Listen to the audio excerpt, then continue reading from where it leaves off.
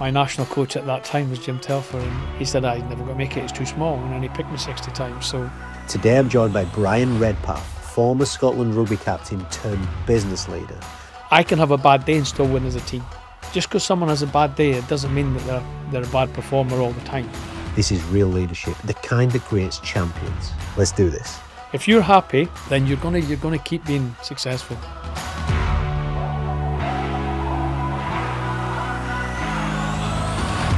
ActionCOACH, the help you need to grow your business. What was the hardest lesson in leadership when you were the captain of the Scotland rugby team?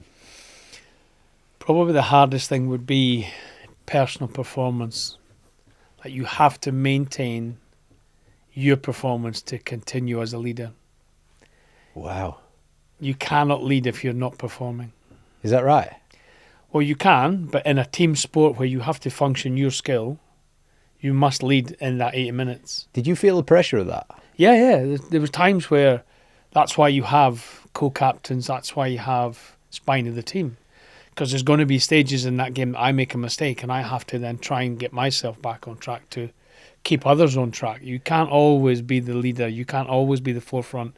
You may have to by action or may have to by words. So it changes massively. So you had people around you that you could, when it wasn't performing brilliant yourself, you could, you could lean on and lean into. You must be able to. I believe every strong leadership individual has a backbone behind them or alongside them. A backbone of people. Yeah. But ultimately, you are the one responsible, if you're named captain, to make the decisions at the right times and at the big times. Okay, why was that the hardest lesson? Was it because of the decisions, or why was it the hardest lesson? It became 10 games of the year. And it's only 10 times a year you're making big decisions it's a nation decision, you win or lose. It's a big thing. It's not just about the 15 players on the pitch. It's about the boys on the bench. It's the guys that have contributed to training. It's the staff. It's the 70,000, 80,000 people in the crowd. It's a big event to it. So you've got to make sure you're clear going in. Making the decisions at the right time and at the big times. What's the key to making the decisions at the right time and the big times? Clarity of your mind, what it is, what's required. You're clear. You're not dilly-dallying around. You're like, you know that I'm taking 3 points, I'm kicking to the corner, we've won the line-outs in the past, our set piece is good, the referee's on our side, the conditions are not great, there's a clock that's got 79 minutes on it and we just need to get 3 more points. These decisions need to be made. And because you've made them regularly and you're growing up through that time, you tend to find them quite easy to make. It's an easy decision, I'll kick to the corner. But then I'm putting that pressure on the hooker, the line-out caller, the actual build of them all. And there's nothing about an opposition in there. They might change their strategy. But I think the key to it is you're making team decisions. It's not about me. It's not about my decision. I'm making the decision that's the best decision for the team to have the highest percentage of winning the game. You mentioned about the crowds, walking into the big crowds there. Do you remember your first cap? How old were you? Yeah, I was 23. First time I came off the bench against New Zealand, and I had already played them twice in 7 days.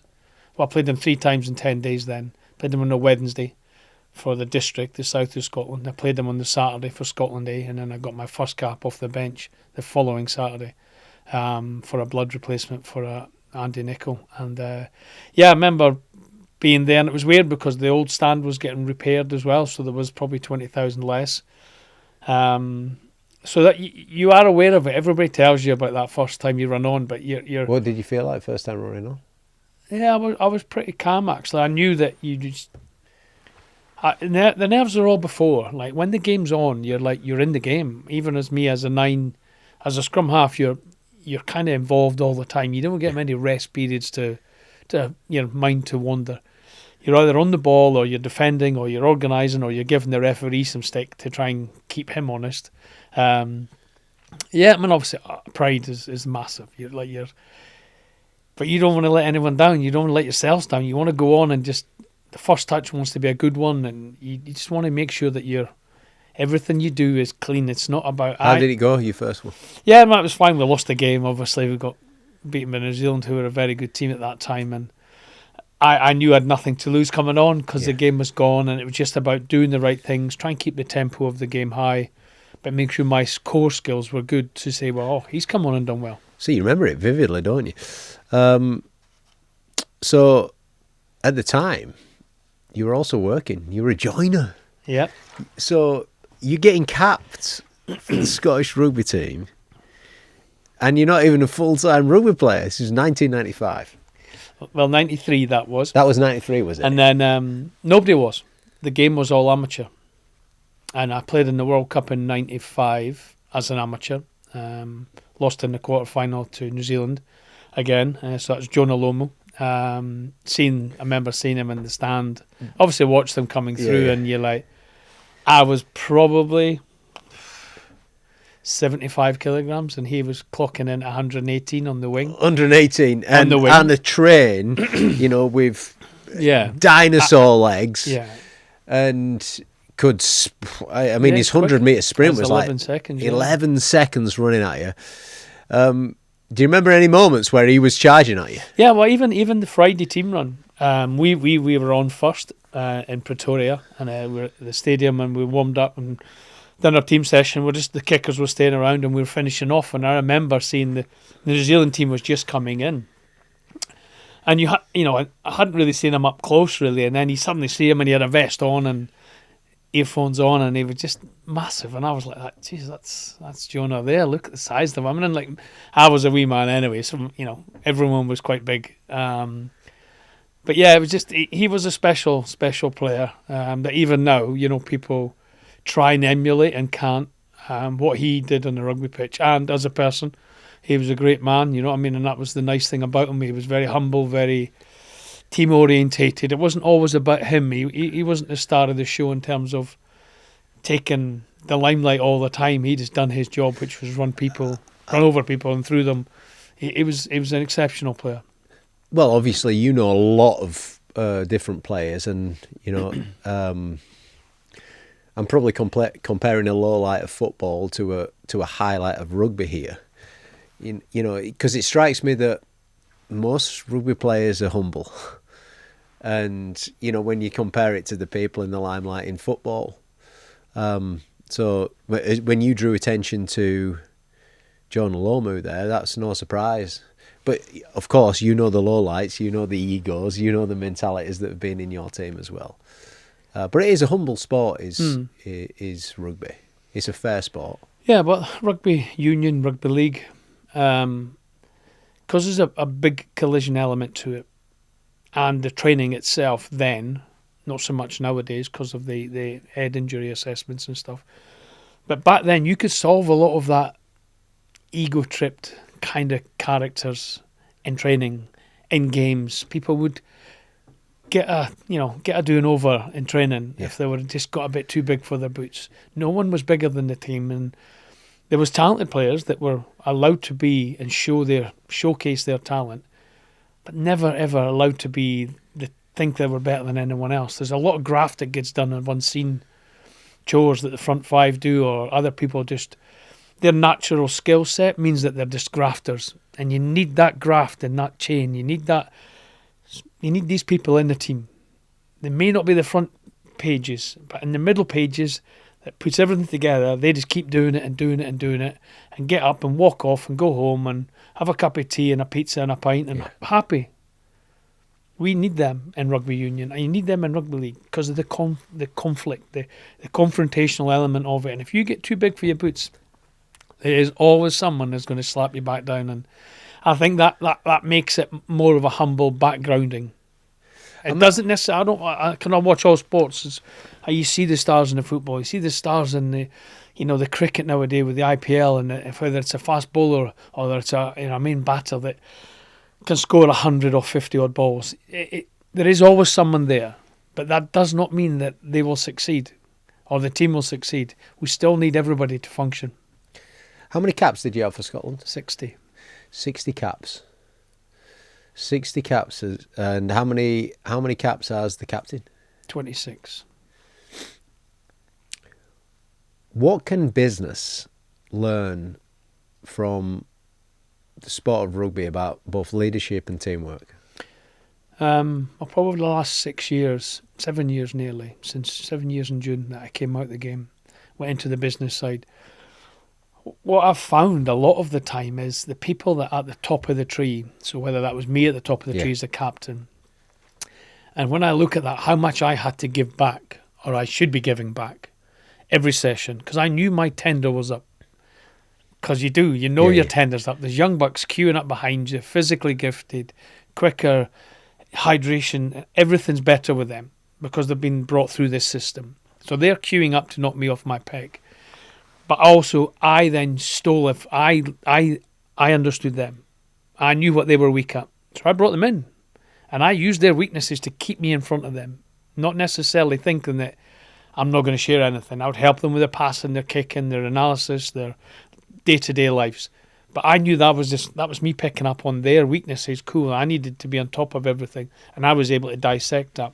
When I went into the business sort of world for me, which was away at the low level of it all, I tend to find that some of the people that were at the very top shared the least.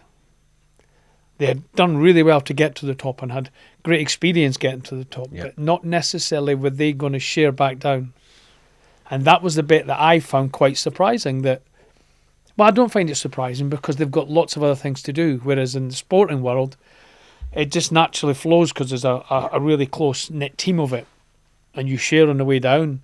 And then when you're up here, you can answer the questions, you can speak to the guy at the low level. Whereas in the business, the low level, if it doesn't work, you just replace him. Whereas in a team game, you can't necessarily, he's contracted. So I need him to work. I need that, even as a coach, I need my physios, I need my conditioners, I need the nutritionists to work on the same level as what I'm preaching. Whereas in business, there's so many people that can fill that role. And if they're not got enough time sometimes to fill that role. Yeah. So they just move it on. Somebody else comes in, bang. Now they're already good, great. That's my job done, and they can focus on the business, the board level business. I just think it's better if they share. I think it's good if somebody at the very top has the ability to come down at the very bottom level and share that experiences that they once were there, and help them come back up. Not all the time, but whether that's once a month, whether that's once a quarter, whatever it is, like that humility to come back down here and go, I was there once before, and no matter what it is, just find something in them that's worth sticking with rather than just replacing because you've not had the time to go and ask them the question. Are you familiar with a gentleman named Jim Rohn? You might be, you might not be. No. Mindset guru of the probably 70s, 80s, 90s from America. Incredible man. Yeah. Sadly no longer with us. But he's left a legacy. And one of his famous quotes is, when you share, everyone wins, including yourself. Like what you're doing here right now, you're sharing your knowledge, your experience, your best bits with the world, yeah? And so other people that are listening in and benefiting from it, but you're also benefiting from it in the moment. So, sharing is, when you share, everyone wins. And I worked in sport, actually, and I remember the first national coach position that I got. The performance director said to me on the interview, just before he offered me the job, he says, James, let me give you some advice if you want to be a top coach. And he said, share all your best stuff as quickly as possible with as many people as possible. Don't hide anything away, just share all your best stuff. Too many coaches are hiding things away, keeping things for saving that for that to impress them with and all this kind of thing. Keep sharing your best stuff. And here's why. Because when you do, you're going to have to go and learn some more. So share it as quickly as possible and you're going to have to keep learning. And that's you made me go back about 25 years there to that point. It's actually sharing and learning more so that you can share even more. But your knowledge is, that's what I'm saying. If I remember being at Sale and the current England coach, Richard Wigglesworth, who's the attack coach with England, he was coming through and there was others coming through that were young, and I had no issues sharing what I was good at and how I got there and what have you. But I was in that. To me, to do that, I was, as I say, I was learning what his weaknesses were. So that was allowing me already a step in front of him. On his good days, I was like, okay. You know, he would beat me in the conditioning. He would beat me in certain things. I was still maybe as strong, and my passing and kicking never leaves you. So you're like, okay, I can manage that. But he doesn't like that. So in training, you know, there'd be times where I'd be putting him under a little bit of pressure when it was a team-on-team situation. That was only because I had invited him into the little box to go, right, okay, I'm going to trap him in here. But also, he's a good bloke. And if I want somebody to take my slot when I retire or forces me out, I'd like it to be him. And that's how I kind of went around it. And I never got too fussed, you know, and caught up in it all. I knew my time was coming. And when you go into coaching, as I did in 05 to 2018, you have a different... The journey's so different. It's so different in coaching. And playing is probably the easiest thing you ever do, even though at the time you think there's difficult times in there. But they're not that difficult. They're just challenges that you overcome, and you go, right, okay, I've got to learn from that one. And some of them are good ones, and and some of them are bad experiences. But let's go to the bad ones actually, and let's probably do it from both aspects, because you were director of rugby as well. So, as your job as a captain, then let's go as a captain. What were one or two of the biggest mistakes you made?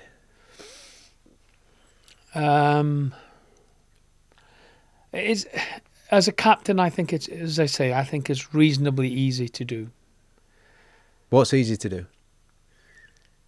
Just be willing to be part of the focal point of a senior group. Right. Stand up for your beliefs. Know the game inside out. So being captain actually makes it easier, does it?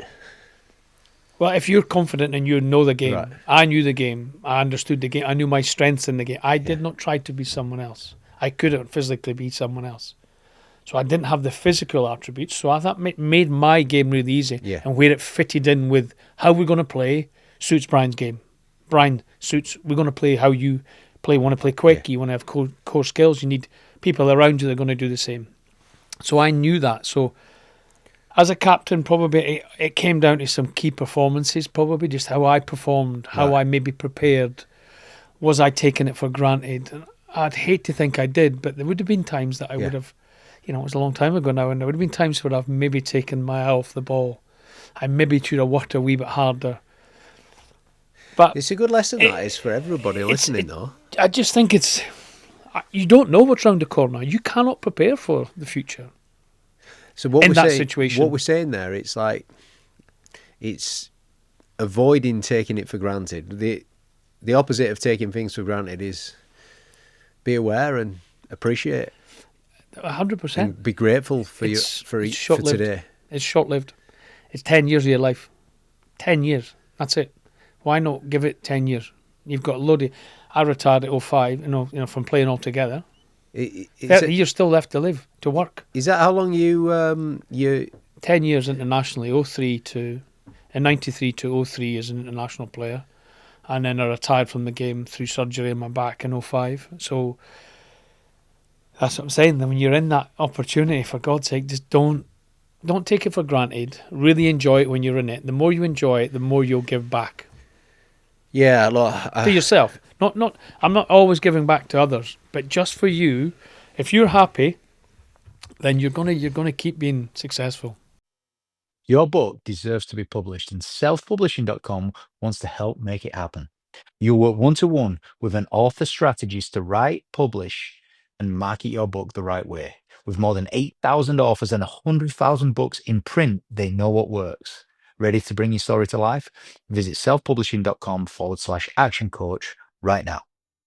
Yeah, just on that point, you know, I've worked with some of the best performance psychologists on the planet, you know, business, sport, and in recent times, I've listened to some of them with world's best athletes, asking them questions, and encouraging them. Take note, write down in your journals what you enjoyed today. Because as soon as you stop enjoying it, everything becomes a chore. And especially to young people actually coming in, you know, because there's a lot of pressure. But I've seen him say, write down what you enjoy and what you've learnt today. I mean, it sounds fluffy, but you try and answer this question every day. It's gold dust. What did you learn today? Yeah. And a person that learns every day is a person that is going to win. What did you enjoy today as well? And you can't always do things that, as you say, learning and enjoying are two different things. Yeah.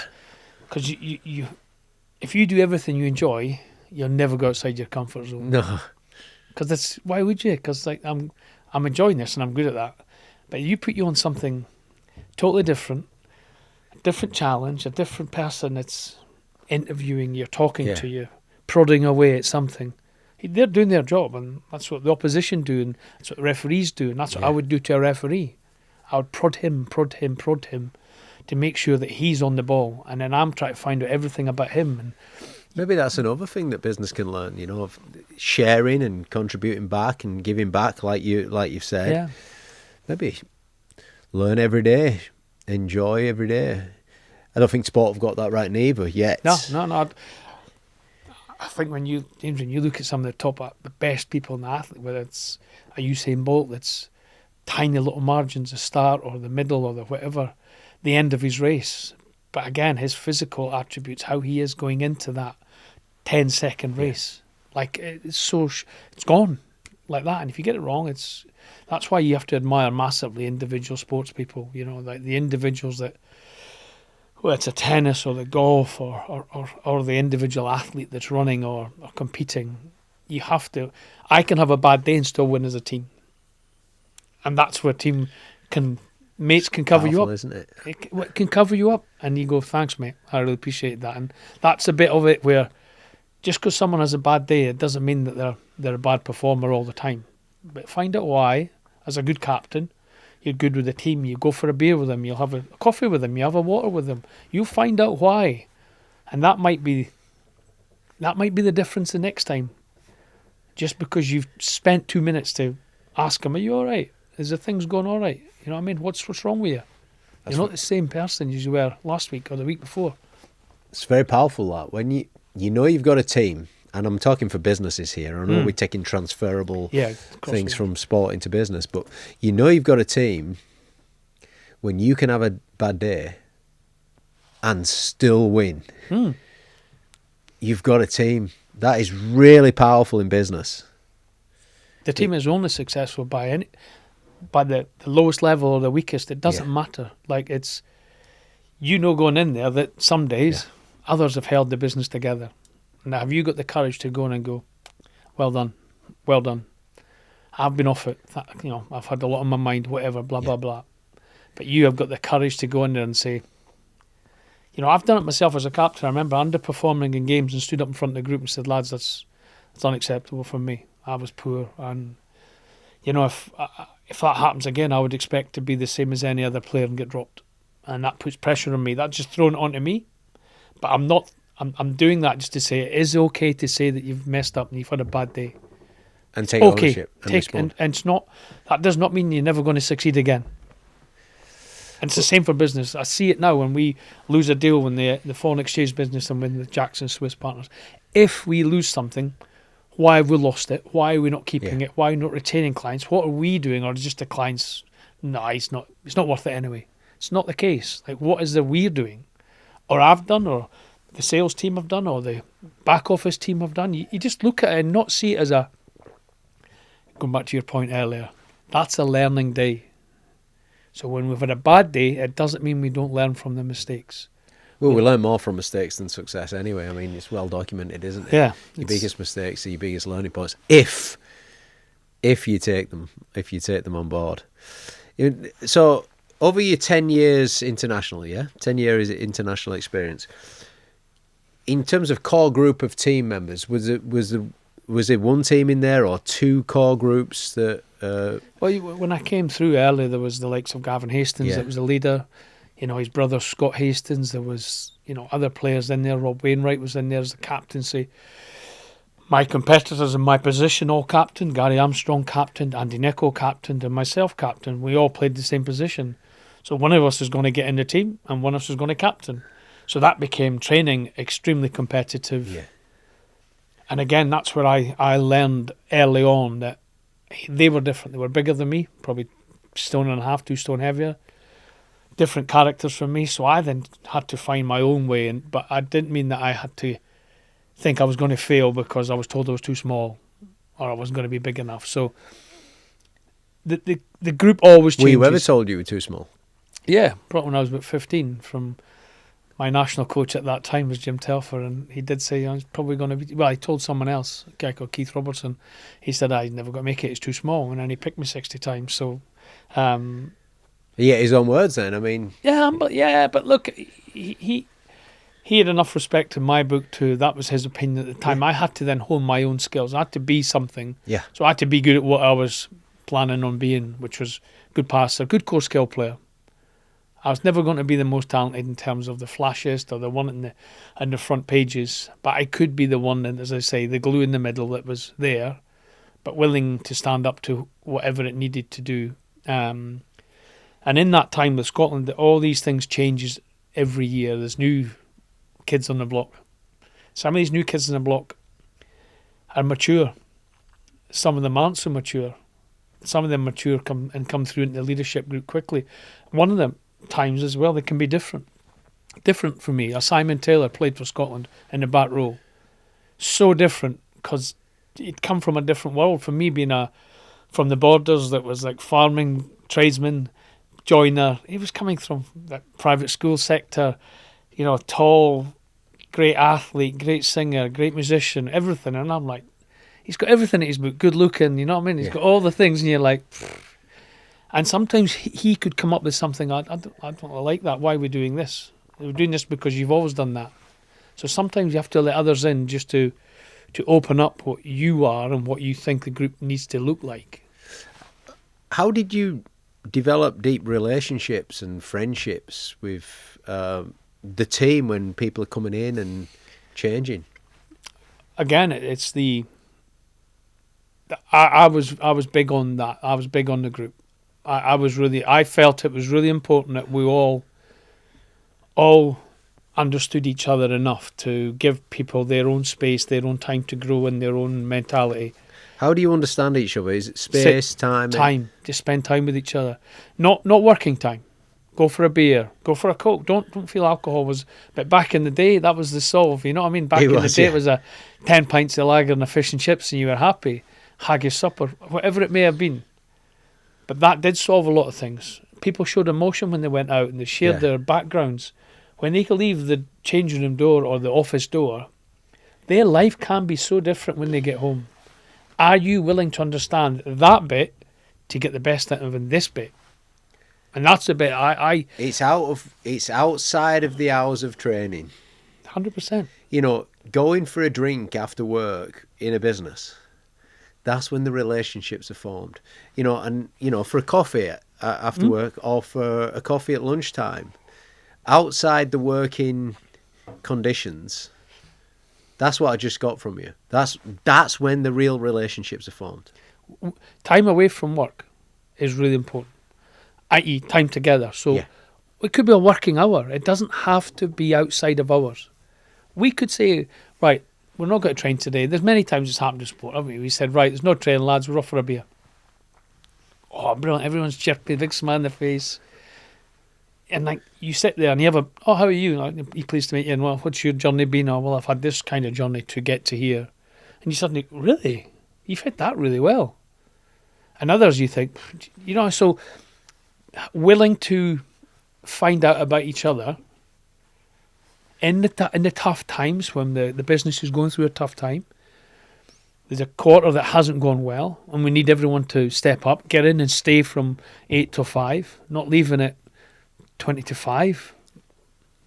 For me to have an honest conversation with you, I've got to understand why you're sneaking off a half an hour early. And if I understand that, and I let you off with it a few times and we talk about it, then afterwards, when I ask you, look, we all need to, not just you, we all need to knuckle down a wee bit more. We need to now go back to the things that we're good at. You're good at that, you're good at that. Now let's be really good at it.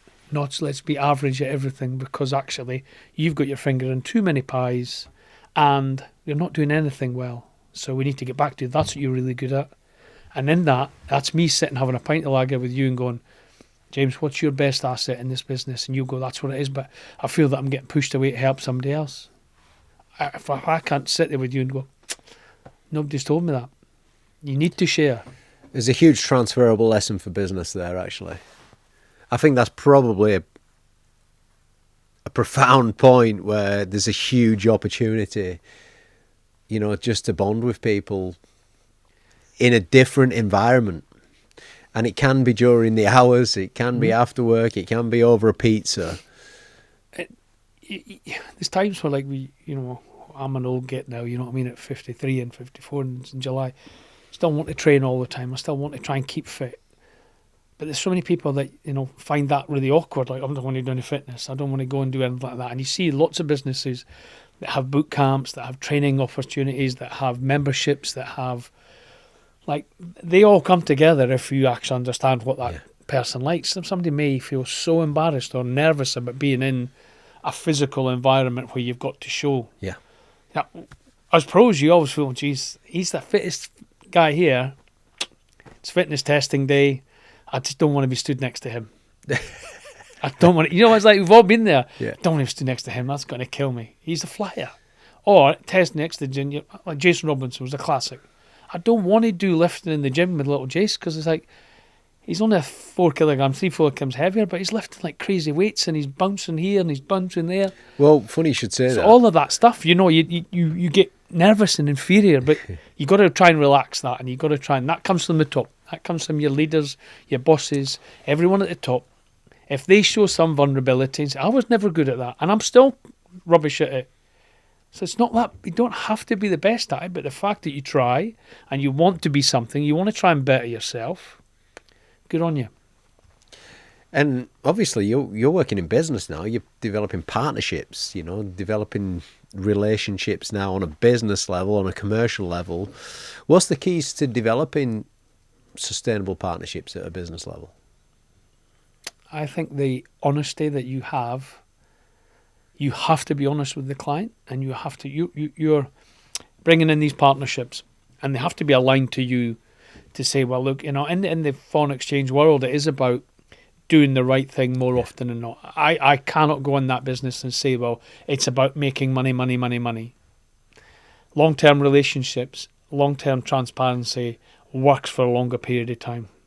So when we bring in a partner, they must be aligned to us, or I must be aligned to them. The relationship, from the day one that you open that dialogue, it doesn't stop just because I've got the deal. You must maintain the relationship. Through dialogue, through communication. 100%. Through going out for a beer. 100%. Yeah. Asking them what do they like? What football team do they support?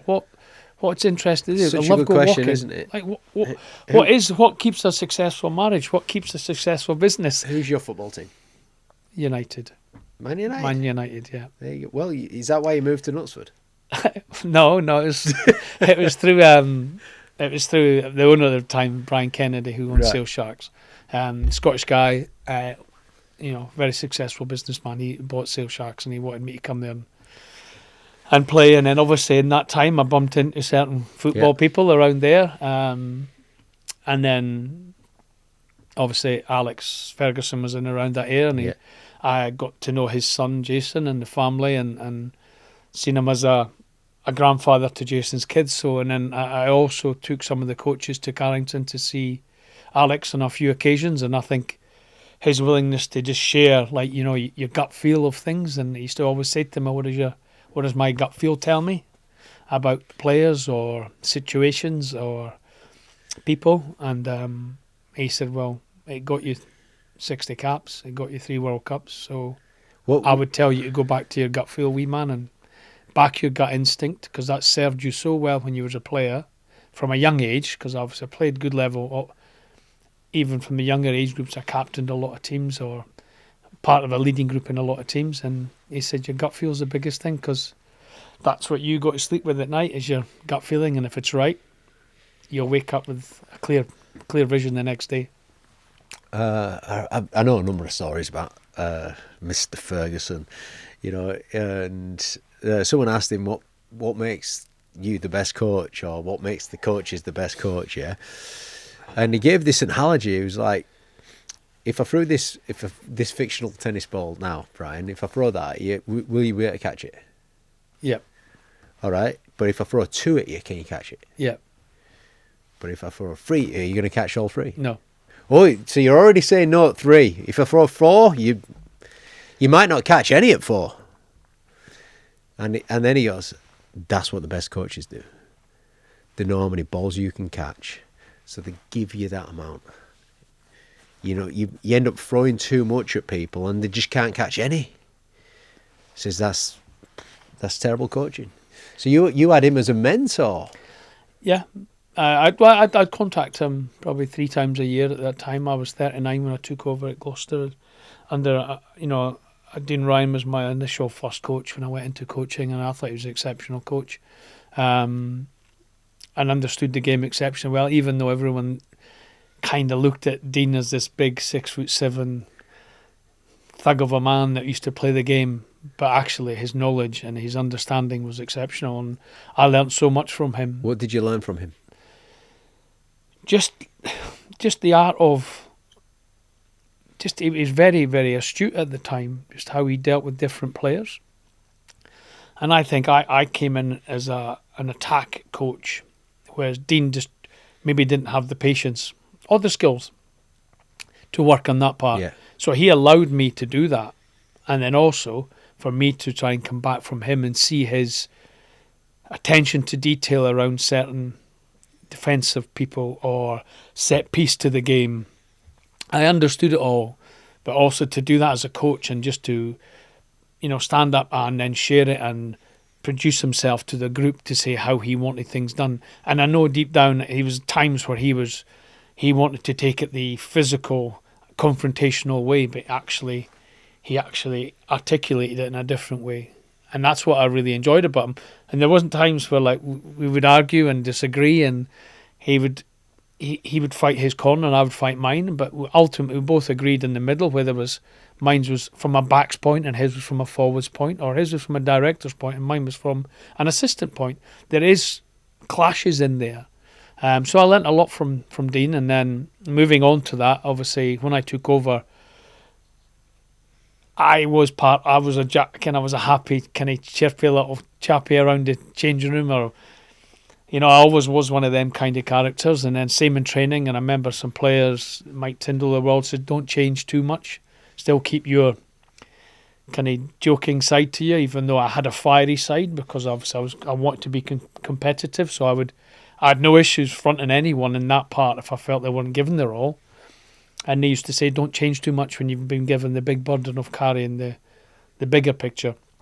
And that was always a challenge. But, and like Alex, I used to ask him, and he gave me that, that kind of support of saying, well, what does your gut feel tell you? And my gut feel just says it isn't right. There's something not right. And he says, well, go and look at all your stuff, and then come back and look at their stuff, and then you'll find something in the middle.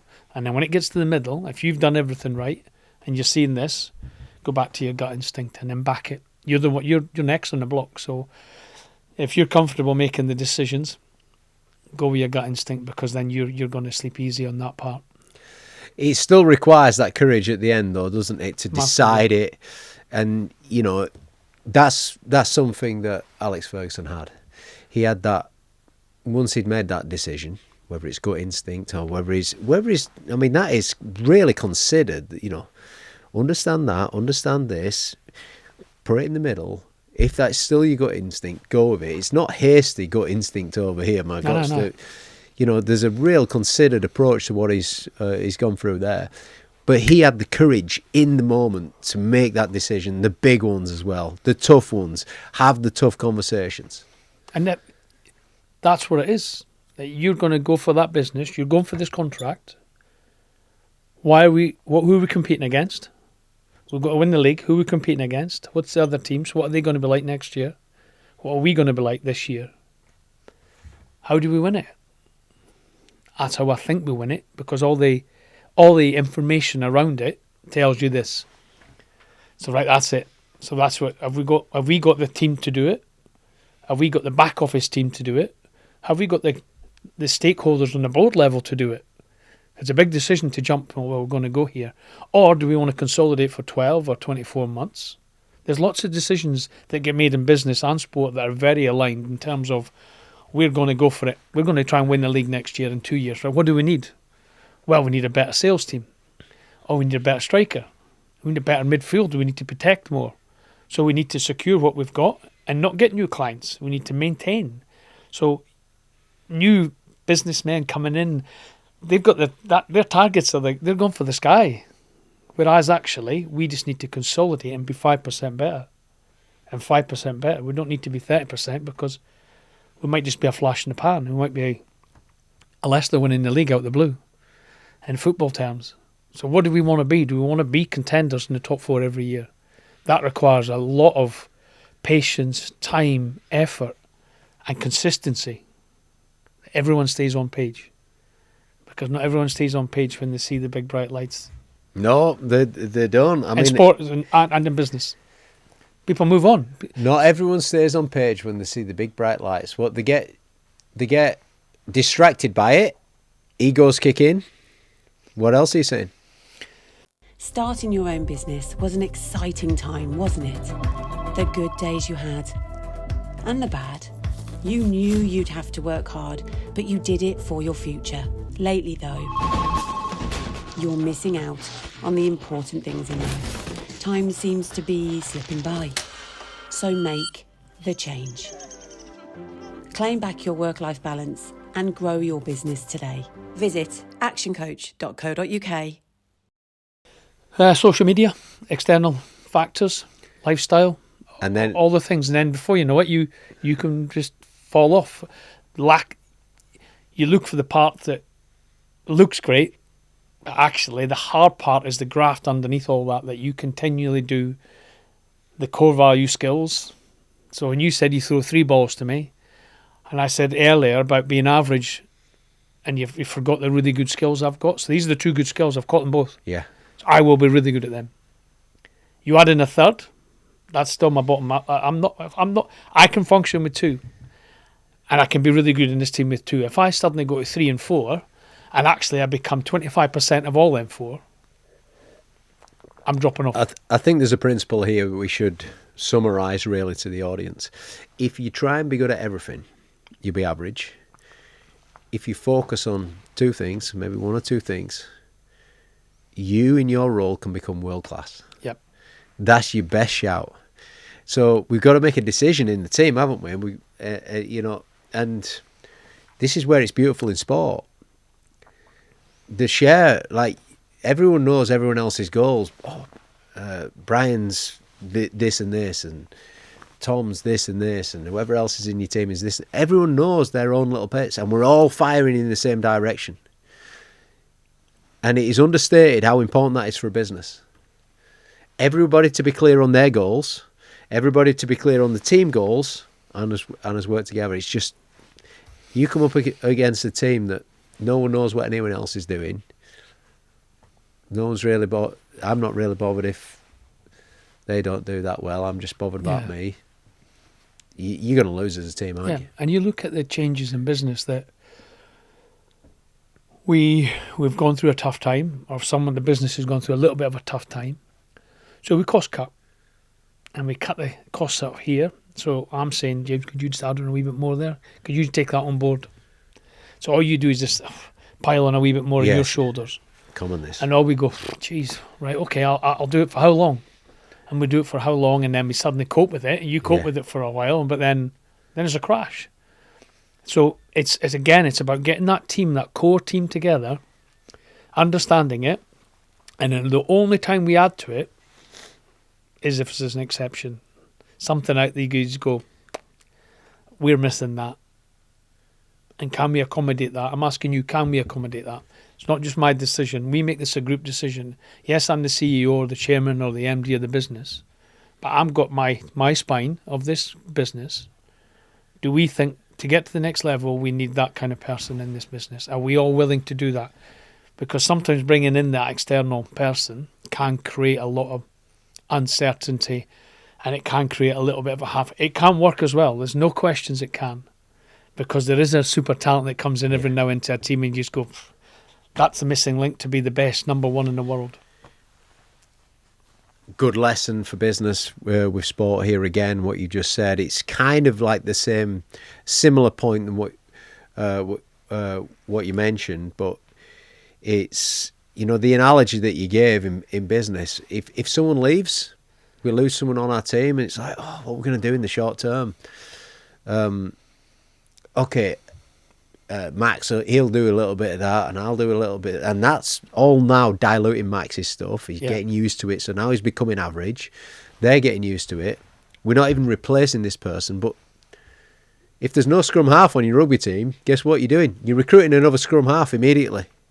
You can't play without one. No. The other thing is, can you grow within? Grow your own, you mean? Can you grow your own? Succession plan. Yes. So whoever's below, because all the senior people have to share, not just you at the very top. Yes. Everyone must be willing to share. That must I got to give them confidence that you're in this senior group because I believe in you. And like there is always another circle. Yeah. There's always another circle around us. As long as we have that progression, we can recruit from within, and we can upskill within. They understand the process coming in. They understand the people coming in. And if they understand these two, they can jump really quickly into that role. So don't be shy of recruiting younger and within.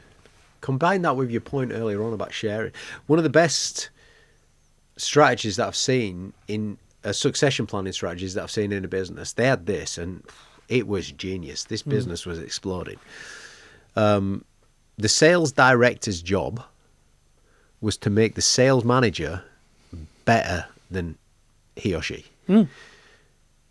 So they were literally sharing everything they've got, all of the best stuff, training them. Their number one job was that. The sales manager's job was to make the sales consultant, the sales advisor or telesalesperson, whatever it is, to make them better than the manager. So literally they're giving them all the best stuff. And when it magically coincided that, right, we've got that there, the manager's ready to be the director, the consultant's ready to be the manager, we've trained them up. Right, the group said, right, sales director, the MD has been prepping the sales director to be better than them as an MD. And then the group would go and buy a business and say, right, build it. Exactly. And that's a bit that you have to accept that you will train someone up and they may leave. And they may take that skill to a competitor directly with you. Yep. That does not mean they will succeed. No. Because will they be willing to share? Will they be willing to deal with the external pressures that sits on your back as the MD or the CEO, that you never pile onto your staff or you pile onto your players? There is external challenges that sit with the title that are for you to deal with. But growing the business is not, they're two different things. Dealing with that external pressure and then growing the business. That's why you're at the top at that time. But your shelf life will sadly move on because the pressure that given to someone else to go into this new challenge, I've been sitting behind the wings. I've been doing his job for ages. Great. Will you have a crack at being a manager then? You have a crack at being the MD. And as I say, some will fly, but others won't because of the external pressure that nobody else sees that's sat on top of you, the calls that you got to do with investment people, the calls you got to do with the shareholding people that are not happy about how it's being run. And you sit there and go, geez, I didn't see all this. Why did he not tell me about this? Or she not tell me about it? She seemed to come up and every week and seem really happy. But when they go away from there, what is their saviour? Who is their mentor? Who's there? Well, sometimes that's a bit that are hard. It can look all glorious, can't it? 100%. Until you're doing it, and then you realise actually the magnitude of what's going on. And I reached out to Kevin Sinfield this morning. Actually, I sent him a text, and he replied back to me. I said I was interviewing you today, and he said, "This is what he said." He says, "Bryan, he's a really good guy." He says he is a jack in a box, full of energy. Say hello for me. That's what he said this morning. Yeah, I coached Kev obviously at Leeds, Yorkshire Carnegie, when he came over when he was at the end of his career. I knew him from previous years, from some other good friends, Carl Hogg, who played at Leeds back in the early 2000s, and Carl was captain at Leeds, Kev was captain at the Rhinos, and and then it was crossed over.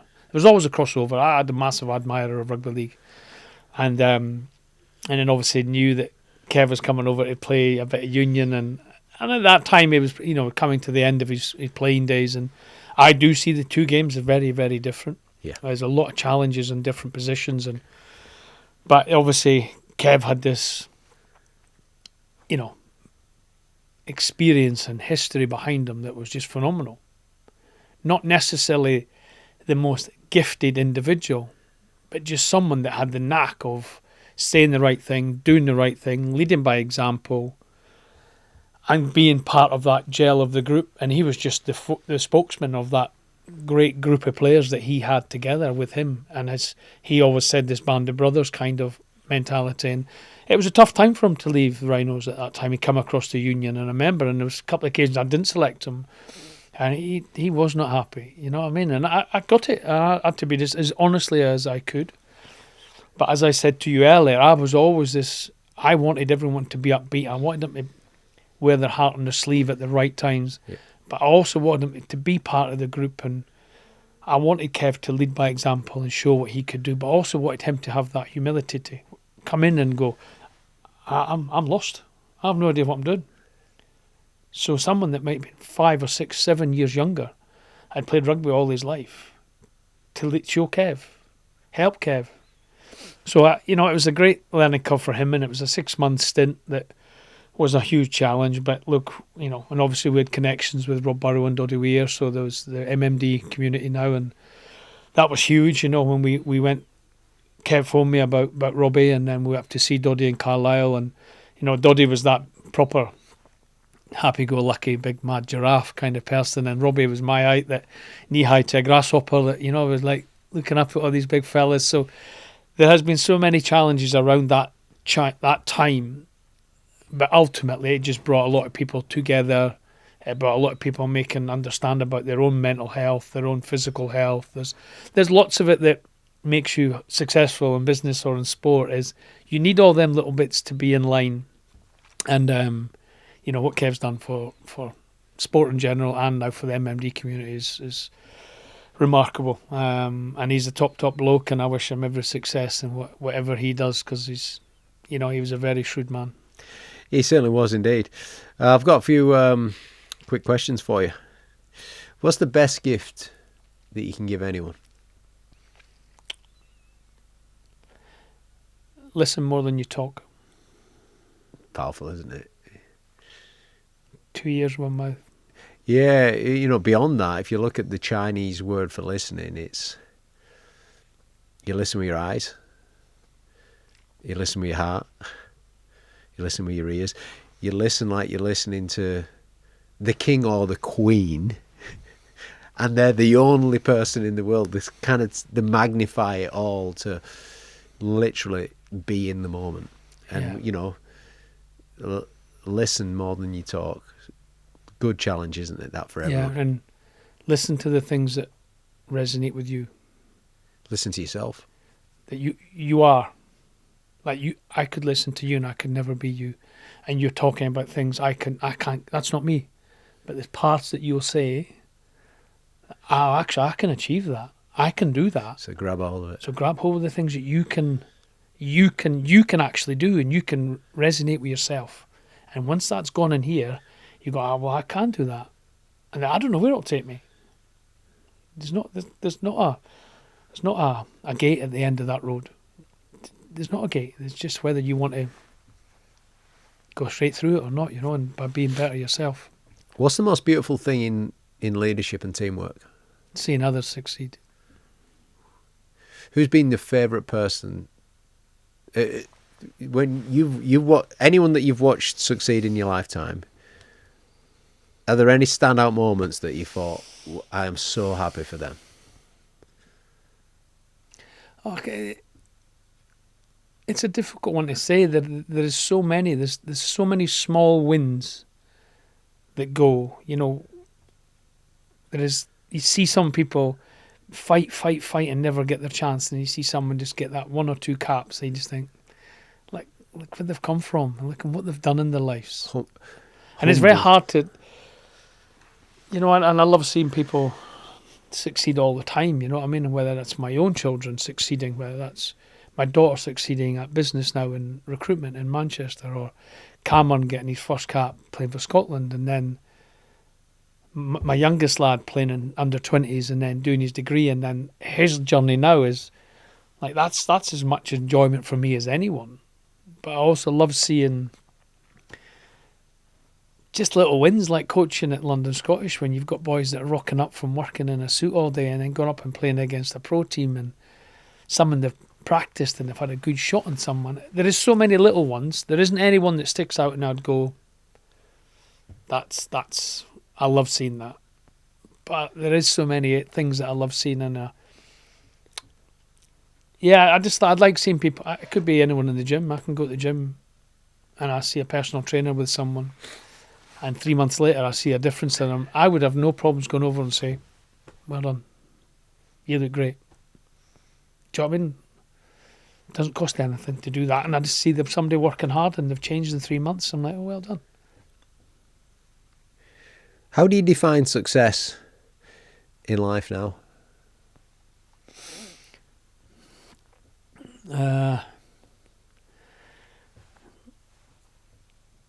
Happiness. Dale Carnegie said this. He said, happiness is created by developing real, mean, deep, long-lasting relationships with the people that matter most. That's how you create happiness. Yeah. I mean, and you're in the relationship game now in business, you know, partnerships. 100%. But I see any client, and if I do my job and I stick to what I say, I get a happy person in front of me that's getting it. And that makes me happy to see others happy. I get enjoyment from that side. If I say I'm going to try and deliver something and do it, and that comes off and we do it and I save that business X, Y, or Z, that's for me. And then my driver becomes easier because I'm happier. And that's what makes my day-to-day life happier. Now that we've had this conversation, what do you think that the headline should be for this interview?